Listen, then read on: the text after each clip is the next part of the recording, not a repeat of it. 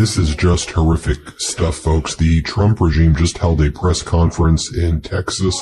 They had Kristi Noem, the Secretary for Homeland Security, hold this press conference regarding the catastrophic storm that led to flash floodings in Kerr County. The current death toll is 32 individuals, including 14 children, and there are still people who are missing. The death toll may indeed get higher. So Kristi Noem was holding this press conference, and she was asked a question about why the National Weather Service was not pinging people's phones as they expected, and whether there was a failure in the federal government's responsibility to keep the people of Texas safe. Now, Kristi Noem responds by saying that the technology needed to be upgraded, and she seems to be blaming former President Biden. Also, in this disastrous press conference, she almost seems to be blaming Texas and saying that Texas should be taking the lead here in emergency response, where this would be one of the prime activities that FEMA, where the federal government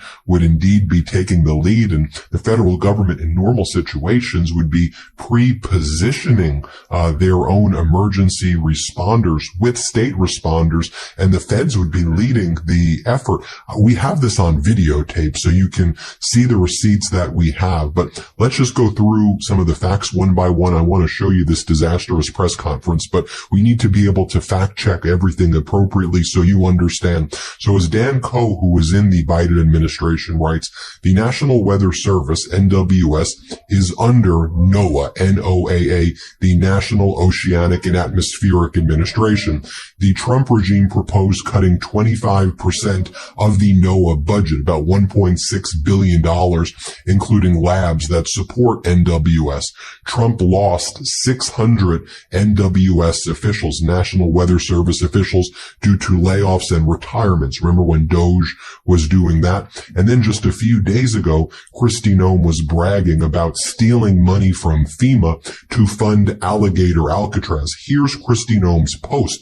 Alligator Alcatraz will be funded largely by FEMA's Shelter and Services Program, which the Biden administration used as a piggy bank to spend hundreds of millions of American taxpayer dollars to house illegal aliens, including the Roosevelt Hotel that served Tren de Agua. I mean, that's not true, but she did steal money from FEMA to fund Alligator Alcatraz. And as I said, we know that that death toll is rising now. This is quite the admission from Kristi Noem, the Secretary of Homeland Security. Same excuse that Sean Duffy, Secretary of Transportation, used to try to avoid blame for the FAA shortages. So just so you can make sure you can hear it, the reporter says, why was the National Weather Service not pinging their phones before 7? Was it a fundamental failure of the federal government's responsibility to keep us safe? And then Kristi Noem says, well, Trump is upgrading the technology, and then she claims that the bad technology seems to have played a role in this, and then she blames former President Biden. Watch this for yourself. Let's play it. Why was the National Weather Service not pinging their phones before 7 o'clock the day of 4th of July? We need the federal people to answer that meeting for us. I got updates at 7 o'clock. First one I heard. I've heard updates throughout the week, but not before 7 o'clock in the morning.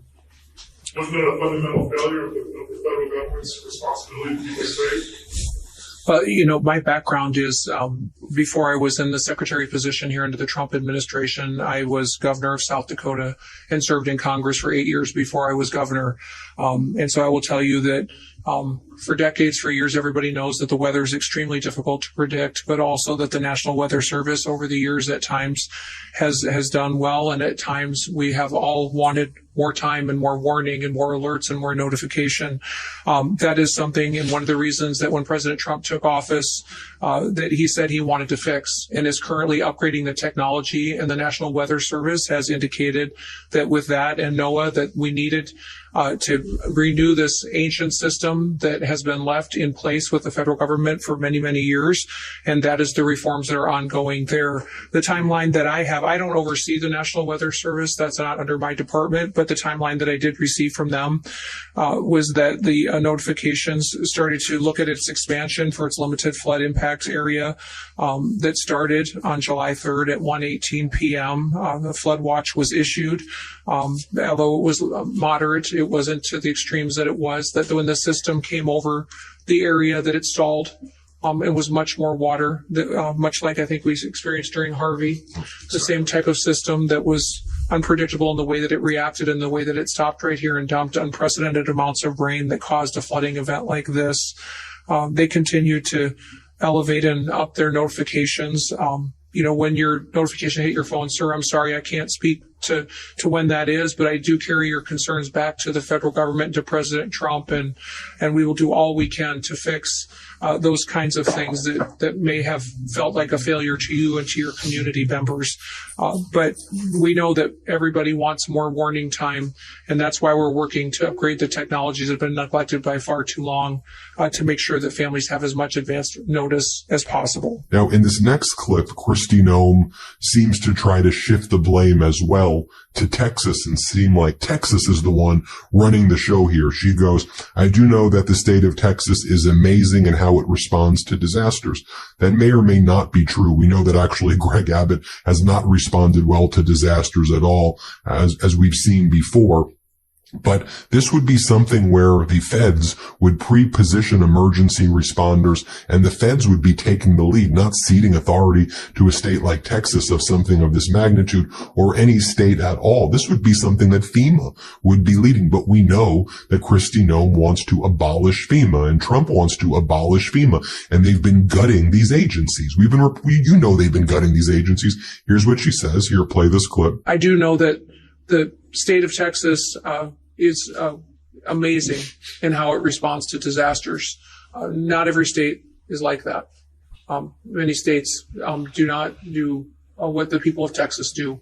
And you are an example to the nation of getting through these difficult times, but also know that you're not alone, that you have the entire country's hearts and are with you and are walking alongside you. And at the department, we will continue to bring more resources. We just, at the request of a previous conversation less than an hour ago, in visiting with him and with the governor, requested more fixed-wing aircraft from Coast Guard to come and help us. And then the way she describes even FEMA's role, she goes, FEMA is standing at an enhanced level right now. They're plugged into the State Operations Center. Really, this should be a joint task force where FEMA, in many ways, is taking the lead, but she's saying we're plugged in because I think she recognizes that a lot of the response has not been done the right way and is not being handled well. So I think she's trying to shift responsibility to Texas here. And so I think we're going to see that develop here. Play this clip. What can be utilized. And of course, FEMA's standing at an enhanced level right now, which means that they are plugged in to the State Operations Center.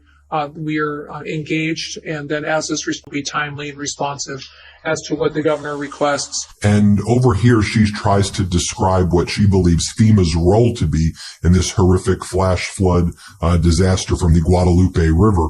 And she goes, the role of the state is to run and manage that emergency, but the federal government needs to be here for extra resources. Again, that fundamentally is misstating what FEMA is. It's not the role of the state to be the ones who are kind of leading something of this magnitude. I mean, could you imagine in the hurricanes if it was left to just the state to do? No, FEMA should be there. It should be a joint task force. And if anything, this should be where the feds are running the show and bringing to bear the federal resources. Here, play this clip. And this tragic situation is something that is unprecedented. We recognize that at the federal level. We also recognize that when something like this happens to a community, happens to a state, that the best responders are those locally, because it's your family members, it's your community members that are being impacted, and you can respond quickly. And the role of the state is to run and manage that emergency, but the federal government needs to be here for the support and extra resources on the ground as well. And that is what we are doing and what President Trump has dedicated to continue to do. Now, just so I can fact check what Kristi Noem said and you can hear for yourself, we have her on camera multiple times talking about abolishing FEMA, getting rid of FEMA. And also they fired the former head of FEMA, the interim head of FEMA, who was a MAGA guy who replaced the other head of FEMA, an ultra MAGA guy they fired. His name was Cameron Hamilton, I believe. And the reason that they fired him was because he said that FEMA should still exist. I'll show you clips on that in a moment. But here, Trump's Secretary of Homeland Security, Kristi Noem, advocated earlier last month for abolishing FEMA. Here it is right here. We all know from the past that FEMA has failed thousands, if not millions of people. And President Trump does not want to see that continue into the future. So this agency fundamentally needs to go away as it exists. Here she is on March 24th, 2025, saying that FEMA will be eliminated. Play the clip. And we're going to eliminate FEMA. So we've got a lot to do, but it's all good, and we're working hard, and we're going to make sure that we're continuing to do exactly what you promised. Now here she is testifying before Congress, where she talks about eliminating FEMA and getting rid of FEMA, just so you have all these data points. Play this clip. Well, thank you for your question and the discussion on this topic today. President Trump has been very clear since the beginning that he believes that FEMA and its response in many, many circumstances has failed the American people, and that FEMA as it exists today should be eliminated and empowering states to respond to disasters with federal government. Now, we show you a lot of the disastrous press conferences that happen at the White House because I want to build a body of evidence and receipts when things like this happen so you can see for yourself. So one such disastrous press conference, Donald Trump's chief propagandist, Caroline Leavitt, was asked about why Cameron Hamilton, the ultra MAGA former head of FEMA, was fired from his job. And she said because he had a position that was different from the regime's position on FEMA. Watch this. Let's play it. Could you explain why the FEMA administrator was removed from his position this week? Look, this is a personnel matter in regards to the Department of Homeland Security, but my understanding is that this individual testified saying something that was contrary to what the president believes and the goals of this administration in regards to FEMA policy. And so, of course, we want to make sure that people in every position are advancing the administration's goals. But as for specifics, I defer you to the Department of Homeland Security. We leave it up to our great cabinet secretaries when it comes to personnel matters. Okay, well, now let me show you what Cameron Hamilton actually testified to so you know what she's referring to. He simply said that FEMA should exist, and then he was fired within hours of the testimony I'm about to show you by Kristi Noem. So here's Ultra MAGA Cameron Hamilton, former head of FEMA. He gets fired right after saying this. Kristi Noem calls him in and says, "How dare you say that FEMA should exist?" Play this clip. Yesterday, the Secretary testified. Secretary Noem testified. Quite honestly, I found her responses confusing and inadequate. In response to my question, asking her about whether or not this administration seeks to eliminate FEMA, this was her response. And I quote, "President Trump has been very clear since the beginning that he believes that FEMA and its response in many, many circumstances has failed the American people, and that FEMA as it exists today should be eliminated, and empowering states to respond to disasters with federal government support." A clear answer. Does this administration seek to eliminate FEMA? And do you support eliminating FEMA? Mr. Chairman, would you like me to answer the question? Please. I'm not going to let you off that easy. Please. No, I completely understand. As the senior advisor to the president on disasters and emergency management and to the Secretary of Homeland Security, I do not believe it is in the best interest of the American people to eliminate the Federal Emergency Management Agency. Okay. Having said that, I'm not in a position to make decisions and impact outcomes on whether or not a determination such as consequential as that should be made. That is a conversation that should be had between the President of the United States and this governing body on identifying the exact ways and methodologies in which what is prudent for federal investment and what is not. All right, now let me show you what the Texas state officials have been saying, blasting the feds, blasting the National Weather Service for a faulty forecast in the deadly flood disaster from the Guadalupe River in Kerr County and Kerrville. So here's what the Texas state officials are saying so you can hear for yourself. Forecast that we received on Wednesday from the National Weather Service predicted 3 to 6 inches of rain in the Concho Valley and 4 to 8 inches of rain in the Hill Country. We worked with our own meteorologists to fine-tune that weather statement, and as many of you know, and many of you in broadcast journalism and meteorology, you can go back and look at your own forecast, and the amount of rain that fell in this specific location was never in any of those forecasts. This rain event sat on top of that and dumped more rain than what was forecasted on both of those forks. When we got the report, it was about 7 feet or so on the South Fork, and within a matter of minutes, it was up to 29 feet, and all of that converged at the Guadalupe, and that's where we saw those very quick rise in flood. But listen, everybody got the forecast from the National Weather Service, right? You all got it. You're all in media. You got that forecast. It did not predict the amount of rain that we saw. Okay, now here is Kerr County Judge Rob Kelly. Here's what he has to say. Play this clip. Judge, why weren't these camps evacuated yesterday? Texas Department of Emergency Management put out an all call and said there's going to be a problem. We knew there was going to be a problem. Why weren't these camps evacuated? I can't answer that. I don't know. Well, you're the judge. I mean, you're the top official here in this county. Why can't you answer that? There are kids missing.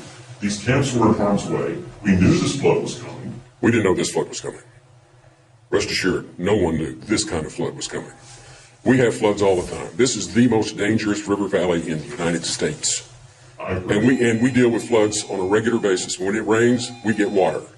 We had no reason to believe that this was going to be anything like what's happened here. Now, do you see just what a total